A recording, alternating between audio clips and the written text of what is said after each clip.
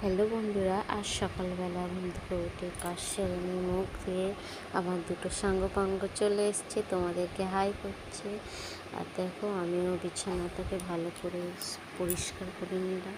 আর গুছানোর পরে দেখতে পাচ্ছ কতটা বড় জায়গা লাগছে, নাহলে একদম ছোটো মতো লাগছিল।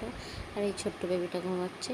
আর দেখো, এই দুটো সাঙ্গপাঙ্গ আমার ঘর তো ফেলে একাকার করার পরে চলে গেলাম রান্না। আর আজ সকালে একটু তাড়াতাড়ি রান্নার তাড়া ছিল। আর ভালো করে মাছগুলোকে ভেজে নিলাম। আর মাছগুলো একজনদের ফ্রিজে ছিল, কারণ আমরা গরিব মানুষ তো। আর ভালো করে ভেজে একটু কড়া করেই ভাজছি, কারণ একটু খুব তাড়াতাড়ি রান্নাটা বসাচ্ছিলাম। আর মাছগুলো দেখো, ভোলা মাছগুলো এত ফ্রেশ ছিল, একটাও ভাঙছিল না। কিন্তু আমি ভোলা মাছ ভাজলে একটু একটু ভেঙেই যায়, কিন্তু এটা প্রত্যেকটা ভাই রে ভাই পুরো গোটাই উঠেছে। আর তারপরে মাছগুলো ভাজা হয়ে গেছে, অর্ধেক মাছ।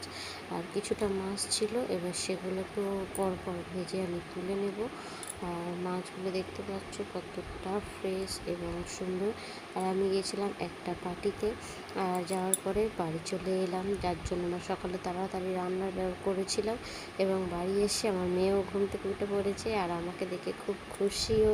আর আমার কাজ ইচ্ছা ছিল না। আর এরম কার কার ছোট্ট বেবি রেখে গেলে কতটা নিজের দুঃখ এবং কতটা কাছে পেলে একটা সুন্দর আনন্দ। আর তারপর সন্ধ্যা হয়ে গেল, আমিও রান্না চাপিয়ে দিলাম। আর রান্না হয়ে গিয়ে আমার অবস্থাটা দেখো। আর চুলে একটু নেল পালিশ পরেছিলাম, আর তোমরা দেখতে পাচ্ছ অনেক দিন পরে পরেছি। তো যাই হোক, নখগুলো কাটার পরে নেল পালিশটা পরার সব হলো। আজকের মতো টাটা।